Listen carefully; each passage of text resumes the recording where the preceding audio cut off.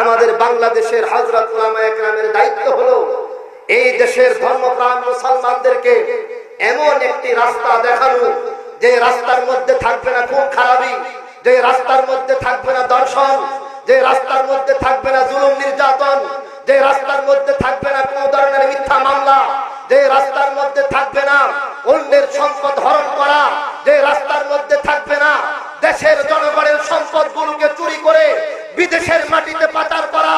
এমন একটি রাস্তা দেখানো হযরত উলামায়ে কেরামের দায়িত্ব। আওয়াজ দিয়ে বলেন কথা ঠিক কিনা?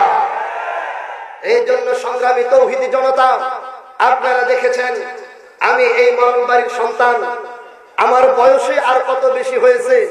আমি রাজনৈতিক ভাবে আর তেমন কি কাজই করেছি, কিন্তু আমি মনিরুল ইসলামকে পর্যন্ত 2021 সালে দুইটি মিথ্যা মামলা দায়ের করা হয়েছিল। গত বছর যখন এই মাহফিল